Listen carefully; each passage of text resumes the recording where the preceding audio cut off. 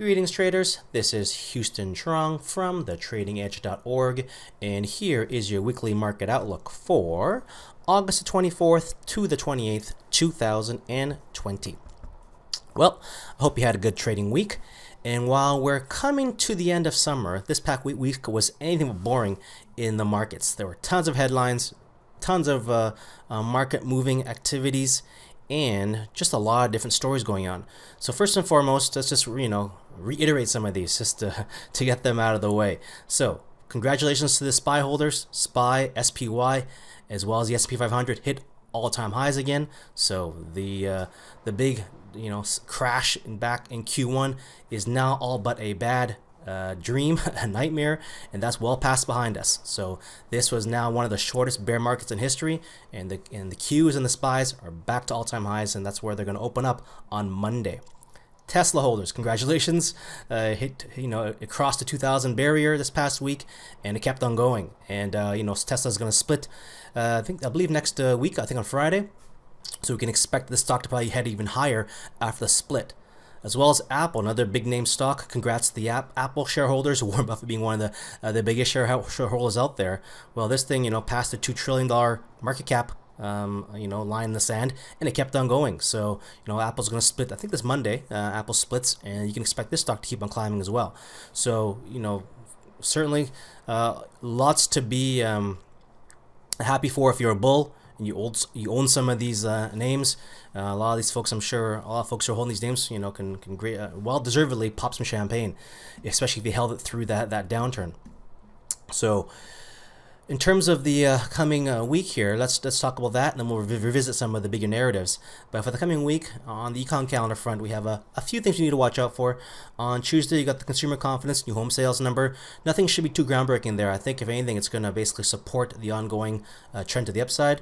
And then on Wednesday, you do have the oil number. Should be interesting to watch because oil's been getting beat up once again.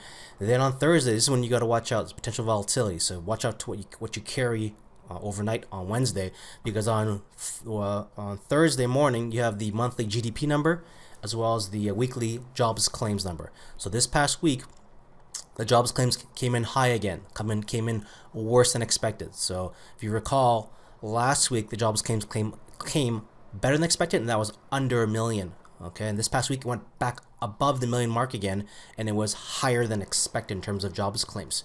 So funny enough, the markets actually liked that, and it's actually not that surprising, because if you've been listening to these videos and you just listen to my commentary, you know that right now we're in this cycle where bad news is good news and good news is bad news. So on Wednesday, when the Fed came out with their minutes, and in the minutes, the Fed was warning about the potential for continued weakness in the economy going into the end of 2020, a lot of folks, well, maybe they use that as a reason to sell stocks. So on Wednesday afternoon, we had sort of a strong pullback, some profit taking, some short selling. And on Thursday, once that jobless claims number came out weak, right? They bought it right back again. They bought it right back. So what's happening there? Well, so long as the numbers continue to be bad, all indications are that the Fed will need to continue with their current monetary policy. That is, their loose monetary policy that supports buybacks, that supports low interest rates, and basically just supports a very dovish view.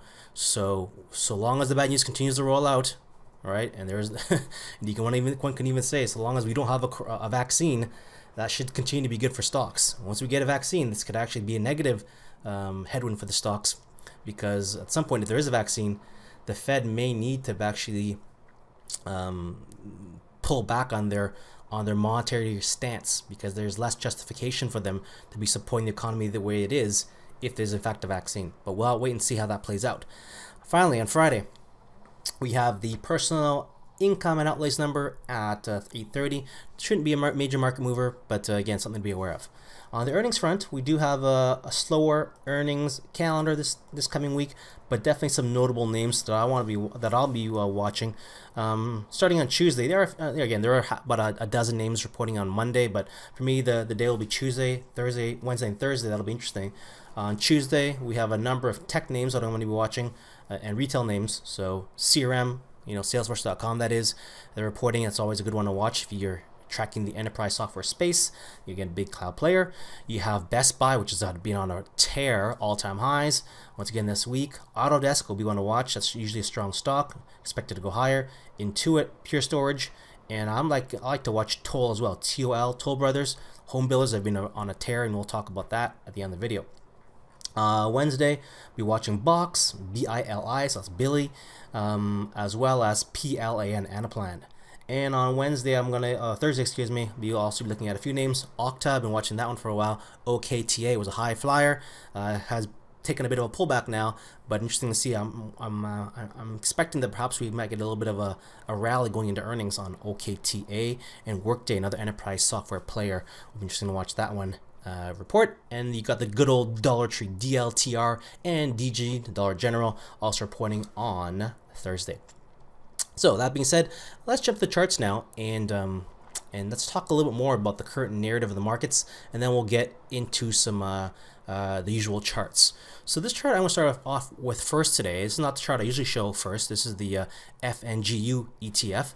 Usually I start with the VIX, but I want to tell a quick little story here, and then we'll get into the actual underlying assets we usually cover. So if you've been watching these videos, and you know that for the past several weeks we've been sort of going through a sector rotation. Money's been moving out of the sort of the hot names, sort of the names that have been jumping up 100% in a couple days, and have been moving and concentrating themselves into different sectors and into some different names.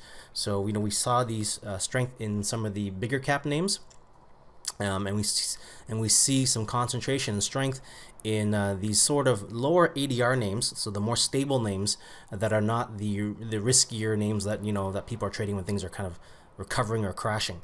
So for instance, we had that little small multi-week move there where people were buying companies that were basically bankrupt and getting 100% returns in a couple weeks, right, or actually in a couple days. But when people are not trading those, and those are not moving as well anymore. One sector, as I'm alluding to now, that's doing very, very well, as you can see right in front of you, is this ETF here that represents here basically FANG names plus some of the index names, or plus some of the names that are strong in that index. The FNGU ETF does a really good job of showing off just how strong some of these tech names have been since the end of March. So here's the end of March. At one point here, it was trading down at 23 bucks. Now we're trading close to 190. Hit 190.03 this past week.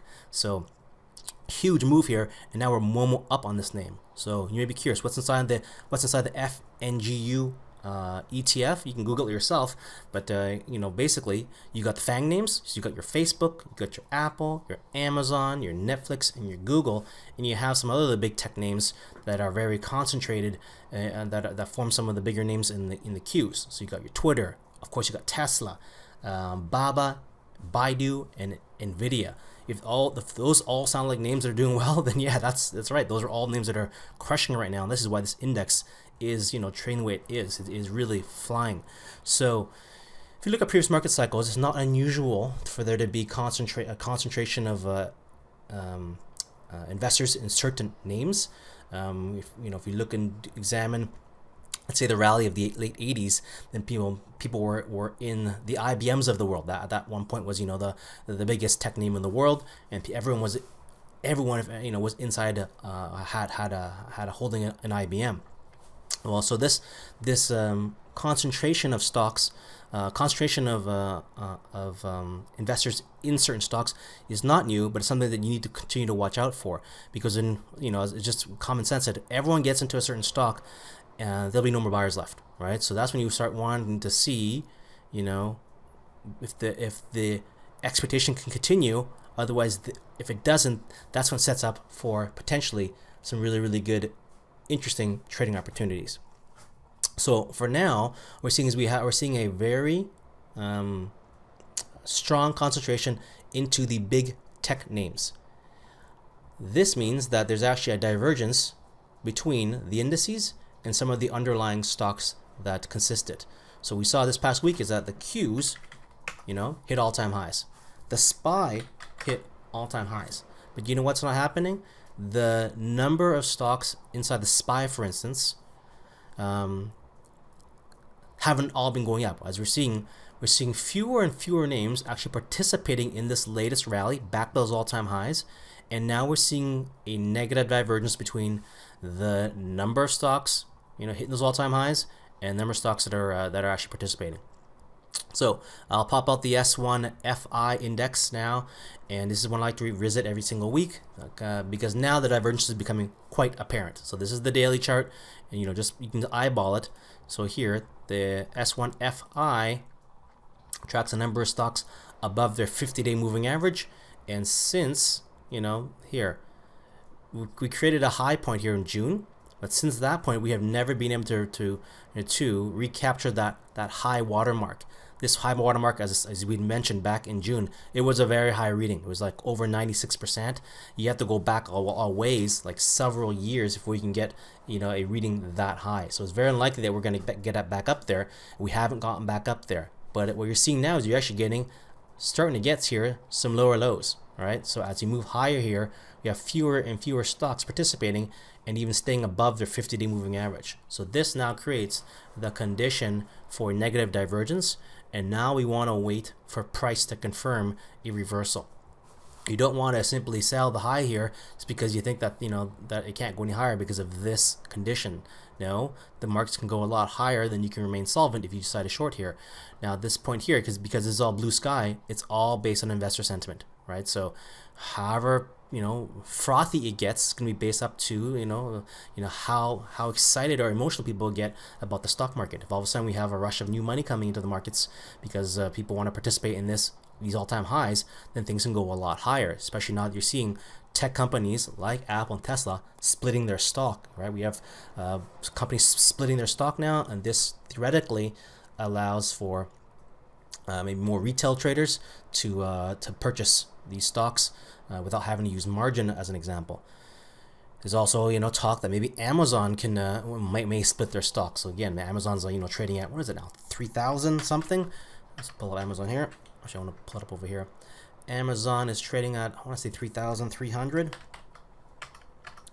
Amazon, yeah, 32.84, so around that area. So yeah, if you can imagine, Amazon also does a stock split, we may see a lot more legs on this bull market.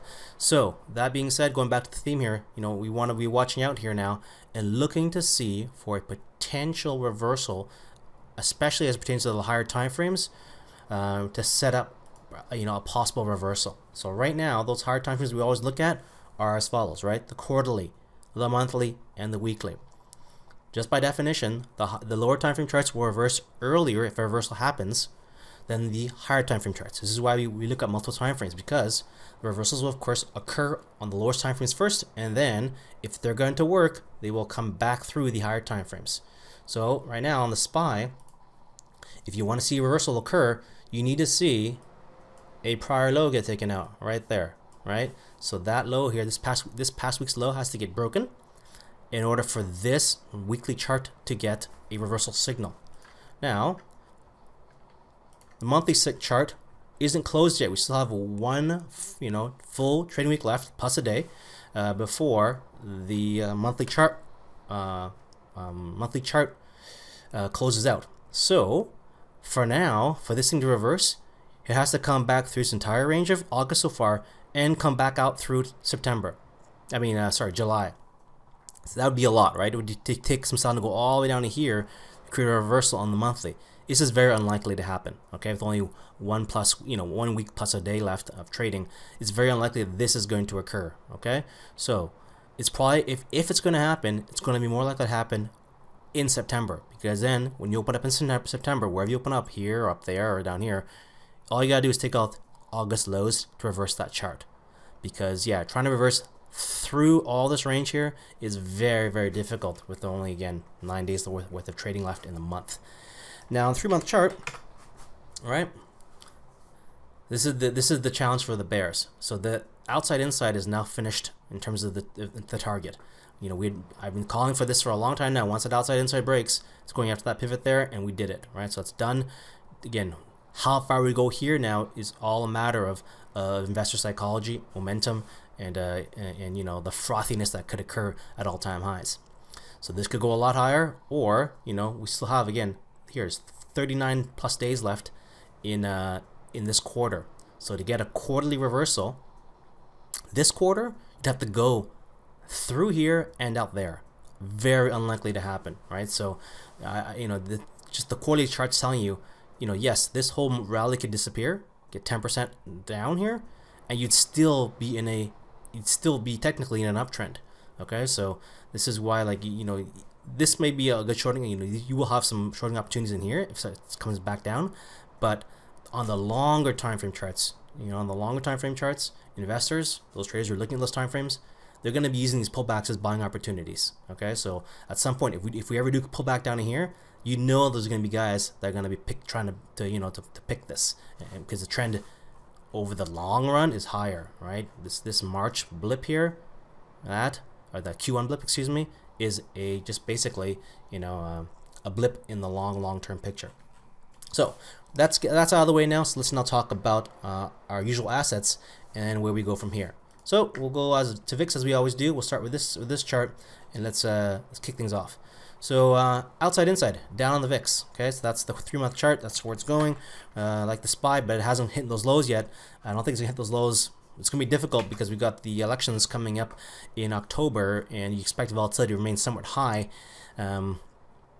So yeah, I don't think we're gonna get back these all-time lows prior to the elections, right? So that because I think there's definitely some nervousness around that. So I imagine that they're gonna keep this thing elevated because people are gonna be reticent to take off all the hedges.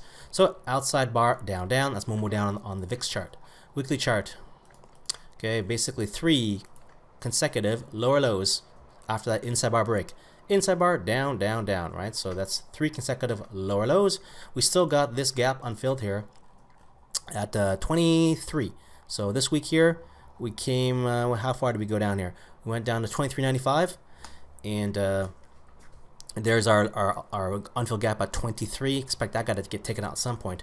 So in terms of the VIX, this is the setup here that I saw this past week. Very nice setup. This is something I talked about last week's chart, last week's video. I said, always pay attention when you see these this type of scenario here. The double outside bar. There's 2 outside bars in a row. Technically here, if you're looking at your charts and saying, well, this doesn't match my charts, this is actually, I call it an outside bar, but it's not quite an outside bar. This low here is the same as that prior bar's low. Okay, so technically you can't say it's an outside bar because it's exactly the same, but you can definitely say it's engulfing. All right, because the highs and the lows engulf the prior bar, so that would be an engulfing bar, or at least you could say it's close to being outside because the highs and lows are higher or equal to the prior bar's highs and lows.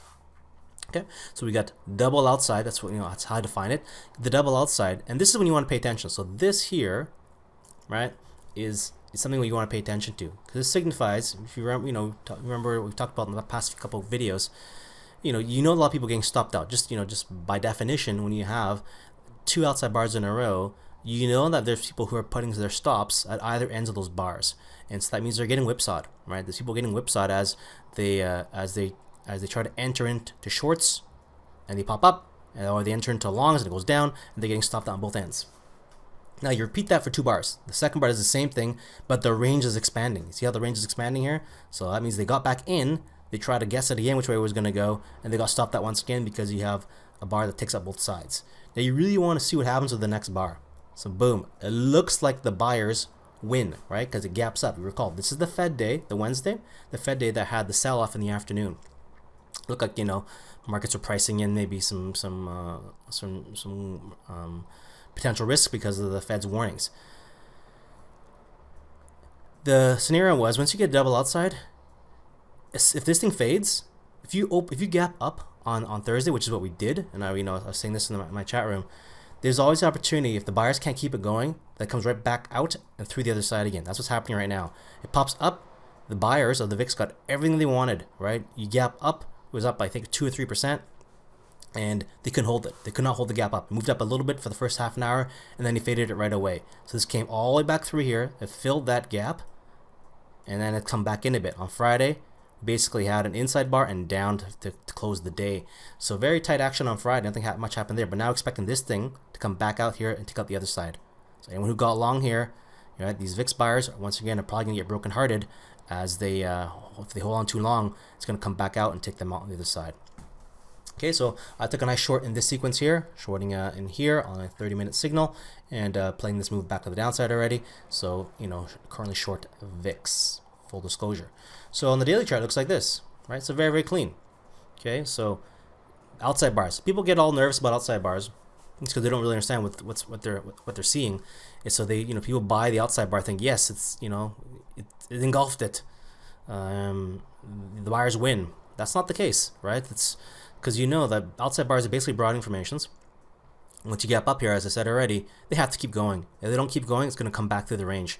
That's what happens. Came back. Once it came back into here, it's game over. Now you're coming out slowly out the other side. Is it inside day on Friday? We break below there on Monday. Well, boom, we're going after that pivot and then that pivot. Okay, so that's a reversal. It's MOMO up still. It is still technically a MOMO up scenario because you haven't taken out a low yet. But once you take out a low on the daily chart, that's a MOMO up reversal. Okay, that means the momentum has been extinguished. See, if the buyers really had any strength, they would have kept on going. The fact that we have a consolidation day here on Friday does not signal well for the buyers. If they break below there, it's going there and then there. And that'll be it for that. And then maybe back to 23 is that unfilled gap we talked about earlier. So nice, this is, you know, you call this a gap reversal play as well, or a red dog reversal for folks who like that setup. Basically, it's a red dog reversal. But again, the deeper understanding here is this. What's actually happening at the fractal level is you have this going on here, which is allowing this to happen, to transpire, right? You have a broadening formation here. Okay, so all right, I'll just draw it. So it looked like this during at the close of the prior day. Okay, so you don't have these bars like this. You don't have that, right? So all you know is you have something like this. You have a higher high and a lower high. You have a lower low and a higher low. So all you know the next day is that you're gonna have something, yep, and it pops up. That's part of the broadening formation. It cannot keep going. It comes back through out now. And you're expecting to come out the other side down here. All right, so that's what's currently playing out right now as we speak. Here's your VIX chart. So we'll speed things up now. I'm not going to go through every single chart like this. We do have a lot to cover, so let's go through the highlights. So SPY, basically, you know, I'll just talk about the high time frames. It's very important to see this. We got those all-time highs this past week, and it kept on going a bit. So 339.08, 339.48 to close on Friday. So there's your outside, inside, and up. Boom, all-time high SPY. Pop the champagne. There, the reason why we knew it was going to take that out, outside bar right there, right? This is a broadening formation. That's a broadening formation that's happening there. Now we have a higher high that creates a higher broadening formation. Okay, there we go. 3 consecutive inside weeks in a row. 3 consecutive higher highs in a row after the break of that inside week. Okay, that inside week as well also broke the outside inside condition on the quarterly chart. And the SPY, just to, you know, show it to you from a different angle. Right, so that red dog reversal, that gap reversal that happened on Thursday, right here. Right, so here, once it comes back up and takes out that prior bar's low, coming out their side. So see, the SPY did it already. You know, it took out the other side of that pivot, and that's what you're expecting to see now on VIX. Because once you come back in here, you take out that, you're creating that broadening formation right there, and this high is higher than that high.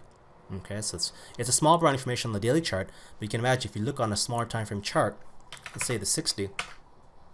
That's basically what you're seeing, right? So I can draw it for you if it's hard to see, to imagine. Basically, like that is basically the situation that's playing out on a lower time frame. But then once you get used to seeing the fractal nature of price, you can see that it's come back through again. And we took out that pivot high already. The question is, does it go a little bit higher and touch the top of that broad information? My guess is yes, based upon the nature of this bull market. Okay, so there's your SPY. Qs, let's move on now. I'm going to turn off the panel on the right hand side, give some more real estate. All-time highs, this thing shows no signs of abating. If you recall from the prior week, we showed that momentum hammer that happened the prior week.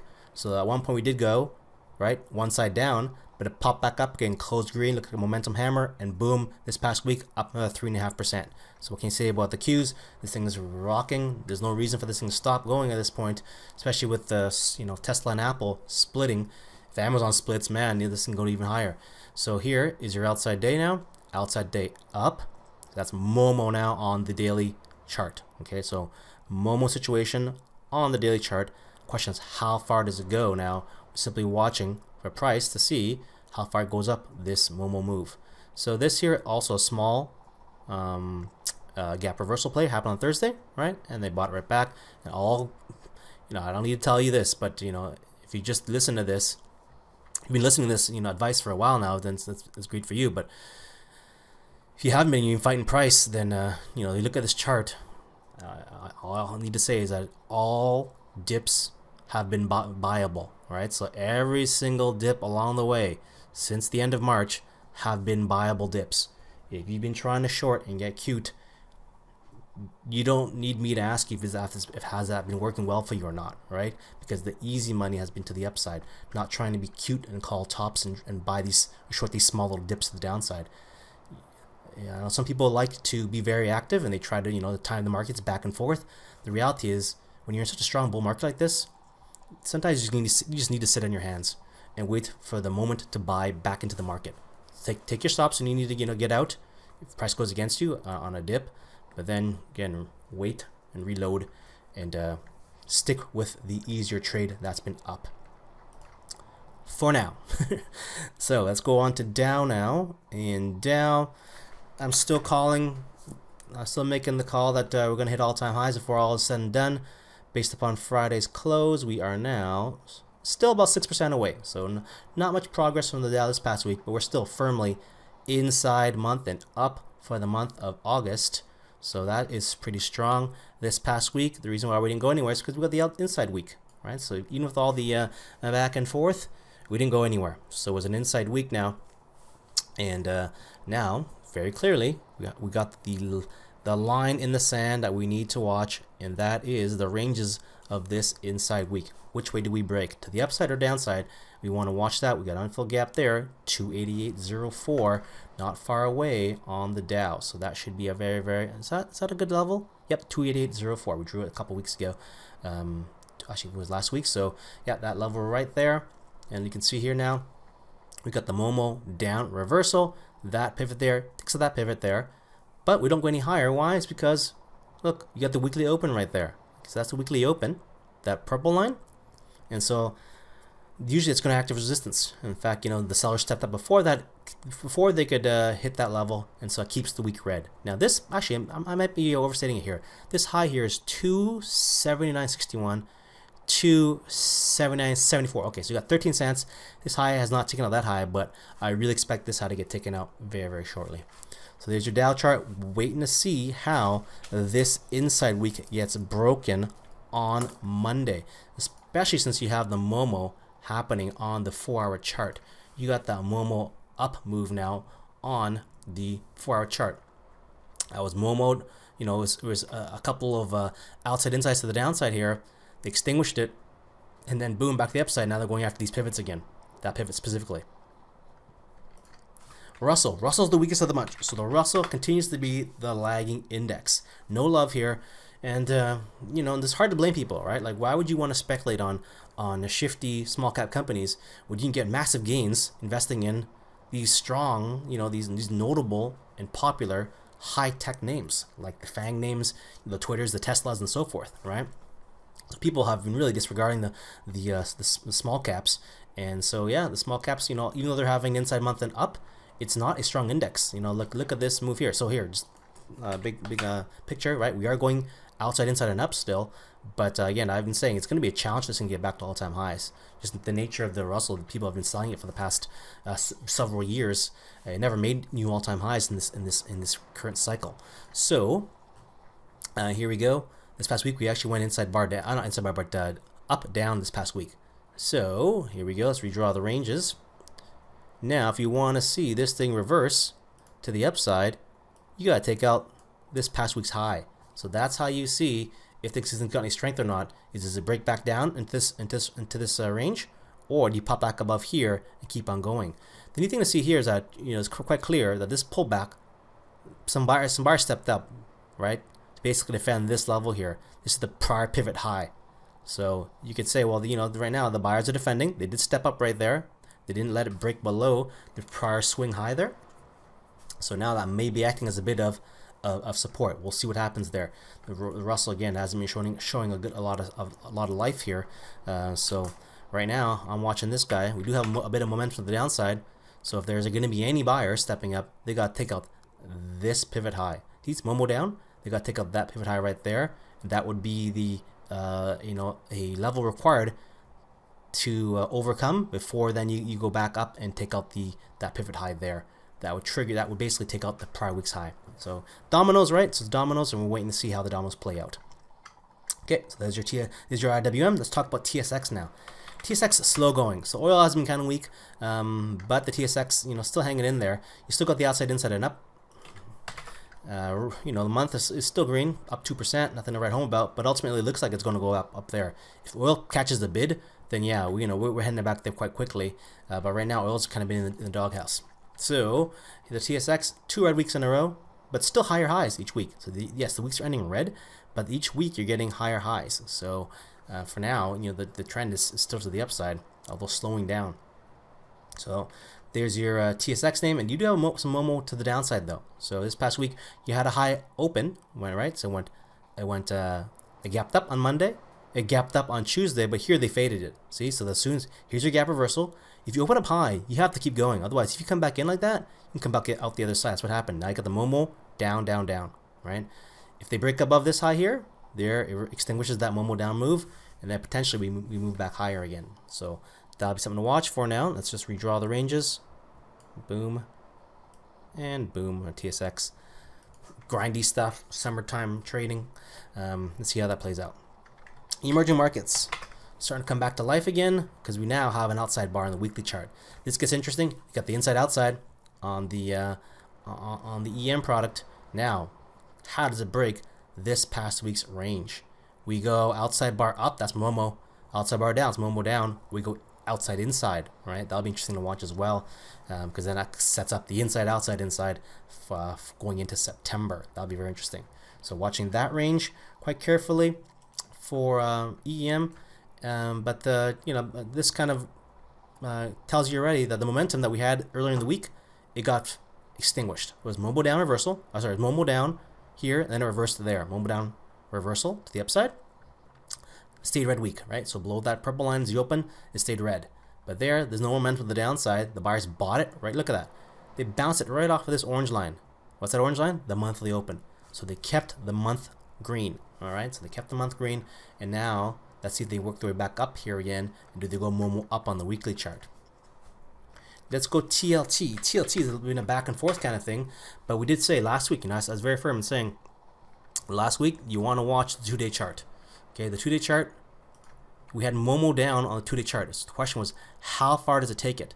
Okay, so going into this week, I think it was on Monday or Tuesday, they stopped it right away. So as soon as they took out that high, that extinguished the MOMO down move. Now it's pushing back up again, right? So it's just really simple as that. When you're tracking price, is watching for those things to occur, being patient and just letting price unfold. Outside bar down, it ended the week inside week. It was going to be very hard for the bar to break outside, especially to the high end of that prior week's range. So this week here, it gets a lot more clear. Now, all you gotta do is clear this past week, inside week, and we have very clear direction on which way it goes. The bias right now is it's mixed, right? Because you have a green quarter. Here's price. Here, that's the quarter, that blue line. You got a green quarter, you had a green week, but you had a red month. So that's mixed time frame stuff. It's kind of choppy. That's not like just a straight gun and go, but you do have MOMO up right now. MOMO up. Once again, just watching to see how far does this MOMO move take it. Okay, MOMO up right now. Okay, so there's your MOMO up situation on the TLT product. And again, it was all based upon the 2-day chart, right? That level right there. When that one got extinguished by this bar breaking above it, that extinguished the downward MOMO move that was so aggressive the prior week. Okay, let's go gold. So gold definitely took a bit of a hiatus this past week. We have a set of lower lows here on the week. Not lower than the prior week's low, but we do have the week ended on a lower note. But the momentum's still there to the upside on the on MGC product, micro gold futures. So MOMO up on the week. We got an inside week, so a little bit of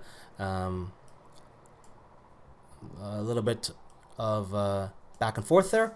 And now here's the issue. You got an inside bar.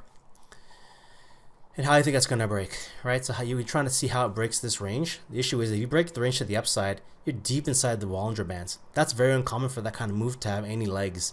So ideally, you actually see a move that gets deeper in. Like if you want to see a continued move to the upside, you want to see a move that pulls back a bit further, because a break above there is not sustainable. It's very not sustainable. Maybe you might get a 1 or 2 week move at most. But usually what happens when you have inside bars that break to the upside, like that, look, it breaks to the upside, it doesn't last very long. They fall back in very quickly, because that's, you're pushing the edges at that point, right? So here, you got an inside bar that breaks to the upside. They don't last very long. You end up getting a kind of sloppy move before you get a pullback and some consolidation before it actually moves higher. So that's what I'm expecting here with gold. Is better would be to have a break to the downside and then maybe some sort of inside bar reversal that takes things back to the upside. The reason why I'm biased to the upside is because all the higher time frames, well, specifically the quarterly chart is showing to the upside right now. So until that level breaks, this level down here breaks, the bias for me anyways is to the upside. So watching gold there, and we're just waiting to see how this range breaks. Not getting overly aggressive on that one though, because I don't want to simply be buying highs. As I said in last week's video around BTC, I like buying things when they're on sale. I don't like buying things when they're marked up. So look at BTC. This is the exact example. Now recall what I said last week's video.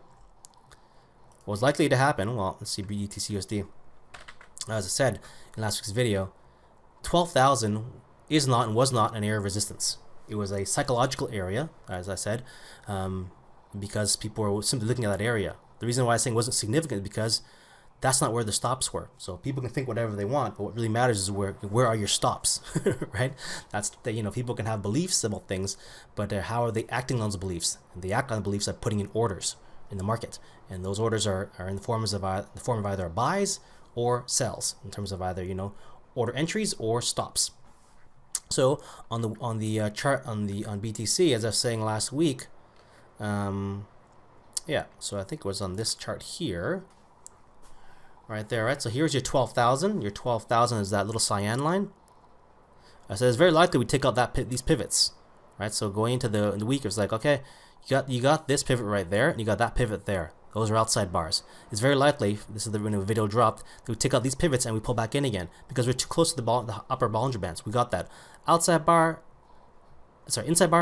outside bar up, inside bar, and then they faded. Okay, so that's basically what we're calling for, is we took out the pivot highs and they sell it off. So in the weekly chart, it looks like so.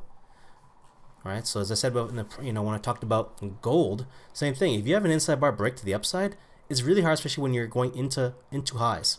You're going into the Bollinger Band highs. Right now, you're buying when the price is marked up. When you buy down here, right, when you're the lower end of the Bollinger Band, that's when things are on sale. This is when they're fully priced. Okay, so now it's a little bit tricky here, because even though Bitcoin can go higher, it's not going to be a smooth ride so long as you're doing this kind of action here, where you keep tapping the Bollinger Bands, keep coming back in again. You ideally want to see a flush. It's going to hurt some people, but that's what's going to have to happen, is that you need to see a pullback that's going to stop some of these late longs here, stop them out, and allow for some consolidation or a pullback that then offers a better buying opportunity. That may happen in the new month. But for now, for BTC, you got this here. You still got that outside inside playing out. Outside inside on the quarterly chart, and we did take out that pivot high already. The question is, can you take out that high there? 13,174. Got as high as 12,490. The bigger picture, I'm sure this in maybe a month or so. But here, right?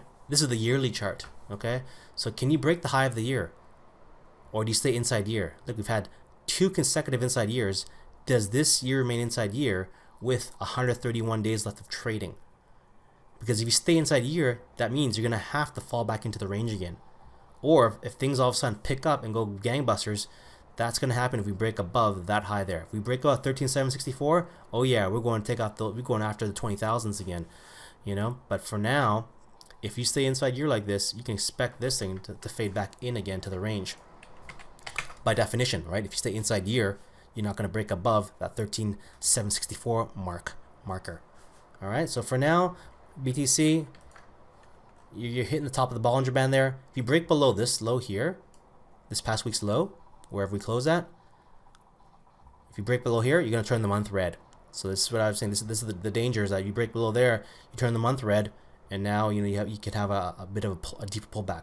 This does not invalidate the uptrend, We know on the higher time frame charts things are on an uptrend, but it would just support the thesis that we may stay inside year, or and then we might get a pullback that allows maybe buyers to step back up again after these weak longs, these late longs get stopped out.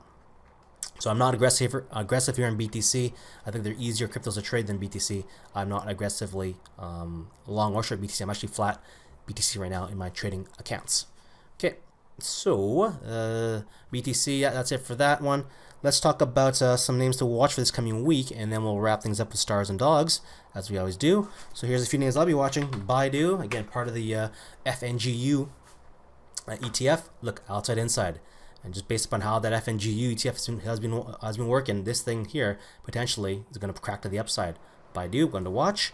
DraftKings. So the only thing Baidu, the one red flag here is that it is currently an inside month. So, with 1 week left, let's say, 9 days left of trading, does it stay inside month or not, right? That's something you need to watch out for. So that's why you want to be using multiple time frames. But right now, it looks like Baidu has room to run. So this would be one that you would be willing to watch and get into. DraftKings, here's an interesting one. DraftKings, things start picking up again for sports. Okay, outside bar and up. That's a MOMO up scenario. What I think that's interesting here is because we have a clear pivot to go after right there. Very, very clear pivot there. And on the monthly chart, it's still inside month. So that's the only issue here. But you're not far from that prior month's high. So DraftKings in a nice uptrend here. Let's see if it can keep on going. QCOM, slower name, but tech has obviously been the place to be. And QCOM sets up outside bar, inside bar. Only issue here at the Bollinger Band highs. Here's a good one. I think it's going to be on my watch list that I'll be trying to trade is Wix. So outside bar down, inside bar, MOMO down reversal here. You break above there, you're going back to these all-time highs on Wix. Definitely a beneficiary of the pandemic. So one of these e-commerce names. That means Etsy. That's been a high flyer. Another one of these high-flying stocks. Inside bar, potentially here a move to the upside here. Slower name is Waste Management. This guy has been slowly middling around, but it just his inside bar reversal, full time from line to the upside. Inside bar down. If you crack above there, it's a reversal and it's going to highs. Going to recent highs. This is not a sexy name, but this thing has just been trudging along steadily. It's a monthly chart. No lower lows since, March. So just slowly moving up, going potentially back to all-time highs. Slower name, so I'm not saying it's, one of those stocks that, that you're going to brag your friends about. But this one here could just be one of those slow movers that just, slowly gets back to the highs. Wayfair. So look at Wayfair. This thing has been, sorry, did I mean Wayfair? No. Facebook, sorry. Facebook, double inside week. Okay, there's going back to that FNGU theme. Facebook could be setting up for another move higher. Already hit all-time highs. Time for some new all-time highs. Intel instituted the $10 billion accelerated share buyback program this past week, and we might have actually caught that. This might be the cycle bottom for Intel. Look, MOMO down, reversal right there. MOMO down, reversal, and now Intel. It is down on the month though, right? So the month, sorry, it's an inside month. We have an inside month, and that closes in 9 days. So again, going into the month of September, this could be an interesting name, especially if you can catch the bottom in Intel here. LMND. Okay, Lemonade, double inside week. It was had a nice IPO. Has pulled back significantly since then. The month is staying green though. That's significant. The buyers are stepping up there. So now, if you get a break above this inside week here, we possibly go higher. And I've been watching this one here for a while. Can the biotech names bounce? Because IBB, ETF, this thing has kind of been going MOMO down for the past several weeks. So can biotech finally get a lift? It's been going down for 1, 2, 3, basically 4 consecutive weeks now. Can we break above this past week's high to initiate some sort of a MOMO down reversal, okay, on IBB? Let's talk about stars and dogs now, and we'll wrap things up. So IBB as our last name we talked about. Let's talk about some of the stars. So I mentioned this one already in the earlier part of the video. Best Buy, right? Look at the strength of that name. This continues to outperform and really surprised. I think a lot of folks, don't forget, a couple of years ago, people, left Best Buy for dead, and now they're at all-time highs. Let's see what happens with that. I think Amazon has plans to buy some malls to open up retail stores, to compete with Best Buy's new model. Let's see how that affects things. But for now, Best Buy going all-time highs. Another retailer I talked about already. I took some of the wind out of my sails here, but Wayfair, man, another retailer. People like the Wayfair experience, and that is going all-time highs, back to $340. Back in March again, it was down at $20, $21. So wow, what a move by Wayfair. Lowe's, yeah, people continue to do their home renos. So Lowe's, another beneficiary. Lowe's and Home Depot. That means home builders, right? XHB.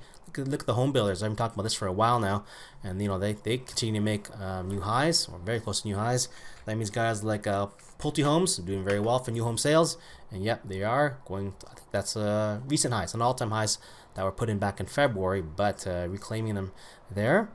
And if you're a Dow, let's say you're and you track the Dow and you believe in Dow theory, then the transports should you're watching them carefully. And FedEx. So how is FedEx doing? If you're tracking transports, FedEx all-time highs, are very close to it, anyways. Sorry, not all-time highs, multi-year highs. Right. So this is the best. It's has been doing this well for look at that. Since May of last year. So basically recouped all that. This made things wow, look at that move there, from 88 to 210. So very nice move on FedEx. So it looks like the transportation business isn't faring so badly. And one final stock that has been a head scratcher for many people, myself included, is Overstock. So Overstock hit 128 this past week. Let's not forget that the CEO, the former CEO, stepped down, sold all those shares at the end, basically at the bottom of that cycle, and had he held, he would have made basically some of the tune of $500 million had he just held his shares. But the former CEO, Patrick Byrne, left the company, sold all his shares off. And unfortunately missed that move. So they transformed themselves into a crypto company, and now they transform themselves back to a retail company again. So Overstock, firing all cylinders. Supposedly lots of good cash flow there. So what are some of the dogs? Well, you know what's happening with the VIX already. VIX is a dog. It's going right in the lows here now. Do we get all those old all-time lows? I don't think so. But this thing has been decaying for multiple weeks. Gilead Sciences, this thing has been getting beat up. So we had a good run there on Gilead at the look at how choppy that is. Wow, you forget how choppy it was when we were during that period. But this thing has been slowly fading now for the past several weeks. Marvel, it's a semiconductor. So this thing has been also not faring well. The Intels of the world and also got beat up. Obviously, AMD hanging strong, Nvidia hanging strong. Marvel now do they have a chance to actually pop up here on this small MOMO down reversal that happened this past week. Micron, another conductor name that's been getting beat up. Wow, this thing is taking a beating. Look at the move on Micron here. Let's get rid of this line. And man, this thing is being beat up. When is this thing bottom, right? Look at the weekly chart on Micron. Wow. It's come right back through that range here. Boom. Okay, one final trade sector or stock that's not been doing well. You can pretty much say all the old names. So Rig being a good example of one of them. Here, Rigged, Transocean, man, getting smoked. So this past Friday, down to the tune of 28%. So Rig, that bounce that happened here, wiped out. So there goes that big move in Rig that we saw at the beginning of June. So that brings us to the end of the video. I want to thank you once again for taking the time to listen to this week's video. Enjoyed doing it. Hope you enjoyed listening to my commentary. As always, if you enjoyed the videos, give the video a big thumbs up. If you have any questions, feel free to drop them in the YouTube comment section or head over to the blog at thetradingedge.org. And while you're there, you can sign up for the weekly newsletter. This is where I publish some of my trading ideas, some of my perspectives, and I shoot out a link to this video as soon as it's published in that weekly newsletter. You can sign up there at the website, or of course you can just subscribe on YouTube by clicking on that big subscribe button, and then you'll be notified when the next video drops. As always, hope you have a great trading week. In the meantime, stay safe, stay strong, and we'll talk to you again next week. All the best.